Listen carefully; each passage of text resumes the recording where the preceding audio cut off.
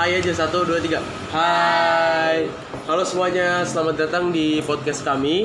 Jadi topik kali ini ada satu masa besar yang di Indonesia yang menggerogoti integritas dan kepercayaan publik, yaitu tuh polusi.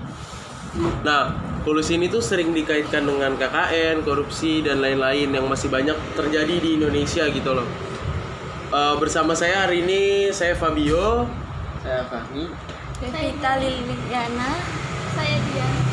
Nah, hari ini kita akan membantu memahami lebih dalam soal polusi di Indonesia, dampaknya dan upaya untuk memberantasnya. Oke, langsung aja kita mulai diskusinya kali ya.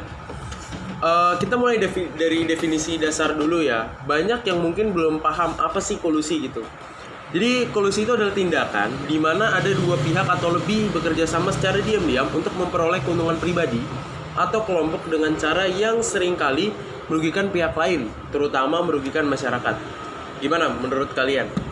Kolusi berbeda dari korupsi karena pada kolusi ada unsur kerjasama untuk mencapai tujuan tertentu. Biasanya dalam bentuk keuntungan finansial atau jabatan.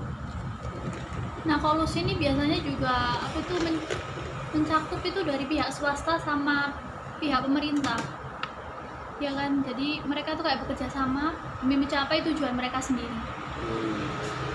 Setuju sih, karena kolusi itu sesuatu hal yang dilakukan oleh nggak cuma perorangan, yang ini tak kasat mata dan dilakukan oleh dua orang atau lebih buat keuntungan mereka, buat ya untuk berdua. Nah, jadi kolusi ini tuh bisa terjadi tanpa transfer uang secara langsung ya.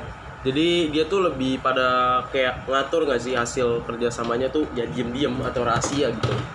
Iya benar, kolusi ini bisa sangat licik karena mereka memanfaatkan celah-celah dalam sistem yang sudah ada. Nah, kalau kita tarik mundur lagi, sebenarnya gimana sih awal mula kolusi itu bisa tumbuh dan akhirnya bisa muncul di Indonesia gitu? Memang ada faktor kayak contohnya faktor sejarah atau budaya yang ngaruhin akhirnya terjadi kolusi ini gitu di negara kita. Sebenarnya kolusi itu sudah ada sejak lama. Sejak masa kolonial lebih tepatnya. Di situ itu para bawahan itu menjilat para atasan-atasan untuk bisa mencapai tujuan mereka sendiri. Sorry.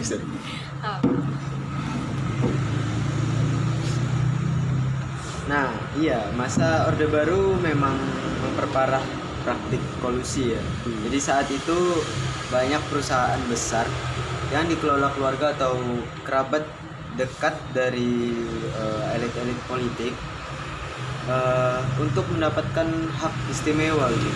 Nah, seperti hak monopoli dalam diskusi, dalam distribusi barang dan pengelolaan sumber daya. Jadi mereka itu mendapatkan proteksi dan keuntungan yang tidak adil. Dan sayangnya budaya ini masih ada hingga sekarang. Meskipun reformasi sudah berlalu lebih dari 20 tahun, sistem birokrasi kita masih rentan disusupi oleh praktik kolusi. Jadi bisa dibilang kolusi ini sudah seperti penyakit kronis dalam sistem birokrasi kita. Jadi memang praktik kolusi ini sudah punya akar yang panjang dan tidak mudah diberantas hanya dalam waktu singkat ya. Benar banget. Karena kolusi ya, kita itu dibutuhkan banget yang namanya reformasi. Untuk apa ya? Reformasi yang kita maksud itu untuk menyeluruh dan konsisten tentu. Nah, sekarang kita ngomongin soal kasus-kasus besar di Indonesia ya, mengenai kolusi gitu. Kalau bicara soal kasus sebenarnya ada banyak yang jadi sorotan gitu atau yang viral lah di Indonesia gitu, dari mulai dari Orde Baru hingga sekarang pun masih ada. Nah, bisa nggak sih masing-masing dari kalian tuh ceritain gitu satu kasus besar yang melibatkan kolusi di Indonesia? Nah, salah satu kasus besar adalah kasus EKTP. Proyek EKTP ini harusnya tuh bisa dilaksanakan dengan lebih murah dan transparan. Tapi karena adanya kolusi di antara pejabat dan pihak-pihak swasta, proyek ini tuh justru jadi lahan bagi-bagi uang dengan banyak pihak menerima suap. Bener banget. Selain itu ada juga kasus-kasus pengadaan barang dan jasa di kementerian atau lembaga pemerintah. Seringkali proyek pengadaan barang misalnya alat kesehatan dijadiin ajang untuk bagi-bagi keuntungan di antara pihak-pihak yang terlibat. Dan kalau kita lihat ya, di sektor energi dan sumber daya alam itu banyak juga kasus kolusi, izin pertambangan dan hak eksplorasi yang sering diberikan kepada perusahaan tertentu yang memiliki koneksi luar biasa ya, yang kuat. Jadi kita itu harus memiliki koneksi yang kuat dengan pejabat untuk melakukan hal yang seperti ini. Jadi untuk itu ya tidak mungkinlah memenuhi standar atau justru malah merusak lingkungan.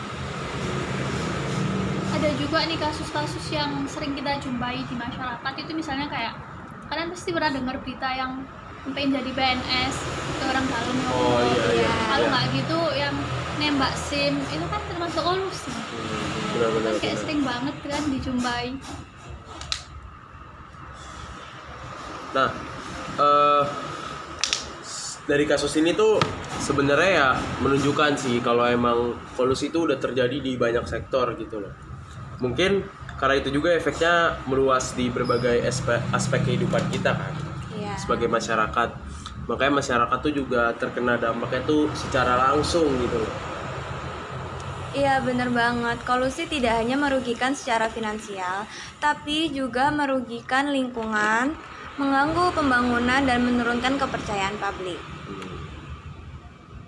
Nah, kita masuk ke dampak kolusi terhadap ekonomi dan masyarakat kali ya sekarang. Nah, sekarang kita coba lihat dari sisi dampak gitu ya.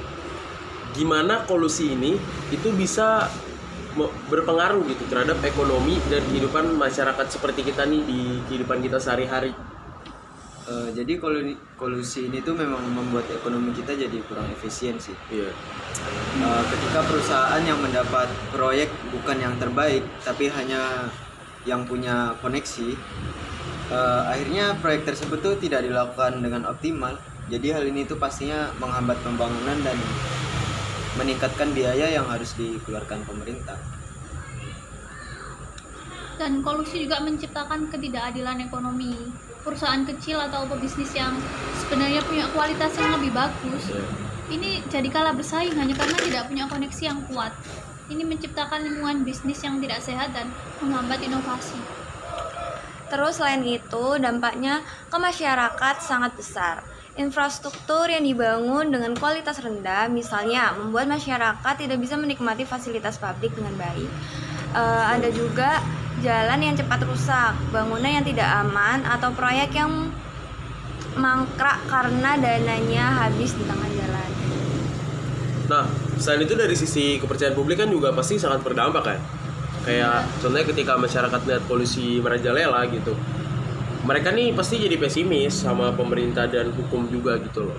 Seakan-akan mereka nggak bisa cari keadilan sama bingung gini, siapa lagi yang harus gue percaya gitu kalau pemerintahan gue pun kayak gini gitu. Mereka yang punya uang, yang punya koneksi itu bisa seenak-enaknya mengatur hukum, kasusnya dihilangin dan lain-lain gitu. Nah, bener banget. Jadi rasa tidak percaya itu menumpuk lah ya. Pasti masyarakat itu merasa hukum itu hanya tegas pada masyarakat biasa, tapi tidak tegas untuk para elit yang terlibat dalam kasus kolusi ini. Benar. Nah, kita sekarang masuk lebih dalam lagi ke kolusi dalam proyek-proyek publik dan infrastruktur gitu ya. Banyak yang mengatakan kalau kolusi itu sebenarnya paling sering terjadi di sektor infrastruktur dan proyek publik gitu. Kenapa sih sebenarnya tuh sektor ini tuh begitu rentan terhadap kolusi ini gitu loh? karena proyek infrastruktur itu mungkin melibatkan dana besar dan banyak tahapan yang rentan disusupi oleh kolusi. Mulai dari tahap perencanaan, pengadaan bahan, hingga pelaksanaan di lapangan. Kan ada banyak celah yang bisa dimanfaatkan oleh pihak-pihak yang berkolusi untuk mengambil keuntungan. Selain itu, seringkali tenggat waktu yang ketat atau tekanan politik untuk segera menyelesaikan proyek membuat proses pengadaan dan tender menjadi nggak transparan. Mereka berdalih untuk mempercepat proses, padahal ini dimanfaatkan sebenarnya untuk memberikan kontrak kepada pihak-pihak tertentu. Kalau tambahan dari aku ya, di banyak kasus kolusi ini tuh melibatkan oknum di berbagai tingkatan. Nah, jadi misalnya tingkat lokal hingga pusat, mereka itu bekerja sama agar proyek lancar ke tangan pihak yang sudah diatur oleh mereka sendiri. Oke, jadi proyek publik ini tuh kan emang terutama ya bagi yang nilai besar gitu kan, memang jadi lahan basah untuk kolusi sih ya. Betul. Dan tanpa pengawasan yang ketat, kolusi ini akan terus berulang. Nah, kita masuk ke upayanya nih. Cara upaya untuk mengatasi kolusi, langkah-langkah yang udah diambil itu apa aja juga gitu. Nah, kalau begitu langkah-langkah apa aja sih yang sekiranya bisa diambil untuk memberantas kolusi gitu menurut kalian masing-masing nih ya? Kan beberapa langkah tuh udah dilakukan, dicoba lakukan oleh pemerintah, contohnya dengan memperkuat lembaga kita yang sudah ada, yaitu KPK dan BPK gitu. Pemerintah juga udah mulai menerapkan beberapa sistem digitalisasi dalam proses lelang dan pengadaan barang untuk ngurangin intervensi. Gimana sih pendapat kalian soal itu, upayanya?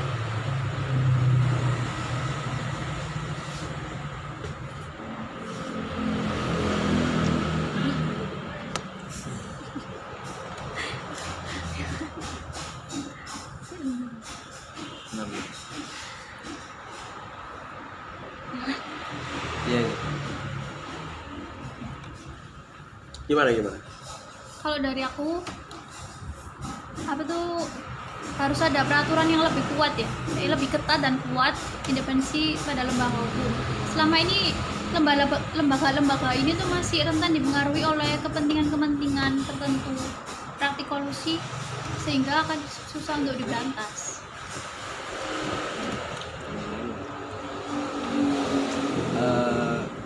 Kemudian ya, edukasi pada masyarakat itu juga penting sih kalau dibuat upaya kita dalam mencegah kolusi ini ya. Masyarakat itu harus tahu apa itu kolusi, itu poin penting sih. Dan mereka juga perlu didorong gitu untuk aktif dalam melaporkan jika ada indikasi kolusi di sekitar mereka. Nah, tapi menurut saya nambahin lagi ya Bung ya, menurut saya juga penegakan hukum yang konsisten itu juga perlu gitu loh. Kadang pelaku kolusi itu dihukumnya ringan atau malah bisa lari dari jeratan hukum juga bisa gitu. Ini akhirnya banyak bikin orang jadi kurang percaya sama hukum di Indonesia gitu. Iya, betul. Nah, jadi butuh peran kerjasama juga sih sebenarnya antara masyarakat, pemerintah, sama penegak hukumnya juga. Iya, setuju. Karena semua pihak itu harus bekerja sama, jangan sampai kita tuh hanya bicara soal perubahan tanpa ada tindakan konkret di lapangan. Kalau sistemnya terbuka, publik itu bisa ikut mengawasi dan mungkin praktik kolusi jadi lebih sulit buat dilakukan.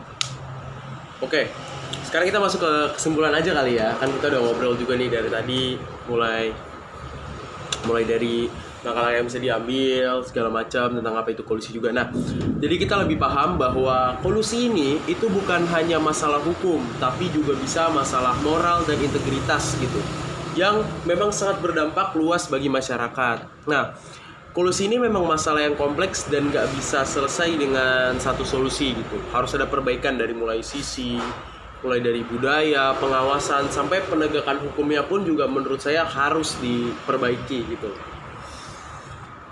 Benar. Semoga kita semua bisa lebih sadar untuk ikut berperan memberantas kolusi ini ya. Dan juga untuk masyarakat, kita juga harus kritis, jangan cuma terima aja informasi yang ada, tapi berani buat mempertanyakan dan mengawasi apa yang sebenarnya terjadi. Dan tentunya ya di kesimpulan ini tuh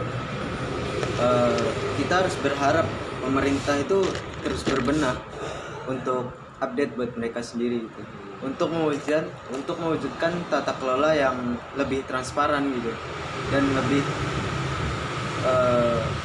transparan dan bebas kolusi lah. Dengan perubahan kita tuh pasti bisa menciptakan Indonesia yang lebih baik untuk generasi yang mendatang. Baik, jadi sudah berakhir topik yang kita bicarakan.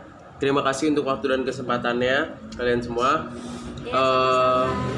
Dari kami berempat, kami pamit undur diri. Semoga hal-hal yang kami sampaikan, salah benarnya tadi kami minta maaf, tapi bisa bermanfaat dan tetap semangat bagi kita semua masyarakat untuk bisa memberantas kolusi, korupsi, nepotisme. Kiranya itu saja dari kami. Terima kasih. Bye.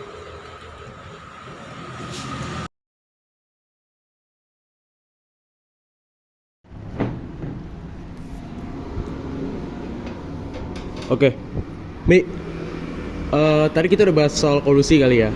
Sekarang enaknya kita ngomongin soal dampak yang udah pernah terjadi ke kehidupan lu mengenai kolusi yang lu rasa banyak merugikan lu gitu. Mungkin bisa lu ceritain sedikit. Jadi sebelum gue masuk di UNESA ya, gue tuh daftar sekolah taruna penerbangan nih. Jadi pas itu di saat TM itu ada sesuatu informasi dari panitia bahwa nilai yang aman itu adalah 400 dan itu pasti udah lolos. Jadi kuotanya saat itu di jurusan yang gua ambil yaitu D4 lalu lintas udara ya. Iya. Nah pas itu kuotanya adalah 4 dikali 8 sama dengan 32 kan. Iya. Nah dari situ pas udah selesai ujian nih, gue tuh dapat nilai 403 men. Nah hitung-hitungannya itu udah fix masuk ke tahap berikutnya kan. Nah jadi pas itu gue nggak lolos dari 400 loh. Padahal lu udah mencapai target skor untuk masuk ya. Ya. Dan gue bingung dah setelah itu ada pengumuman kan. Iya. Lulus dan nggak lulusnya. Keterangannya di situ nggak lulus. Padahal perasaan nilai gue 400 kan ya, 403 malah. Iya.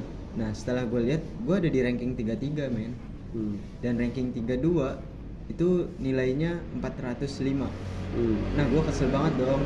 Yang pertama gue lihat-lihat orang-orang di deket-deket gue, dan gue tahu itu bocahnya harusnya nilainya cuma 380-an kan. Iya. Tapi dia lolos. Nah nggak mungkin dong tanpa ini bayaran. Nah iya kan. Pasti. Nah jadi itu sih kekecewaan yang menurut gua sangat-sangat merugikan banyak orang. Jadi kalau menurut lu ini tuh kekecewaan terhadap sistem masuk yang akhirnya merugikan lu, yang harusnya lu bisa masuk kan dengan skor segitu, tapi malah lu gak masuk karena ada orang yang masuk dengan cara ya gitu, dia iming-iming terhadap pakai duit segala macam gitu. Iya. Itu juga termasuk salah satu contoh kolusi. Gua kecewa banget. Kecewa banget ya. Tuh guys, berarti masih banyak banget loh terjadi kolusi di negara kita gitu, terutama di bidang pendidikannya juga. Oke, thank you Bro Fahmi. Di sini bakal tanya ya, kamu ada nggak sih pengalaman atau ceritain deh apa yang kamu tahu soal kolusi itu? Yang aku tahu soal kolusi itu kan kerjasama antara dua orang atau lebih untuk mencapai keuntungan pribadi, sehingga dia tuh kan kayak merugikan orang lain gitu kan. Ya, betul. Terus ceritain pengalaman kamu. Sebenarnya aku nggak ada pengalaman spesifik tentang kolusi itu ya, cuman aku tuh kayak pernah tahu, kayak kan kalau umur kita udah 17 tahun nih, kita kan biasanya kayak buat SIM gitu kan. Iya. Nah itu tuh pas aku mau tes, aku punya temen kayak lebih baik nembak aja gak sih daripada harus tes gitu kan, padahal kan tesnya sekarang udah mudah gitu. Terus aku kayak nggak sih, mendingan tes aja gitu kan. Kalau nembak itu kan masuk kolusi ya sebenarnya ya. Iya bener, nggak boleh ya guys.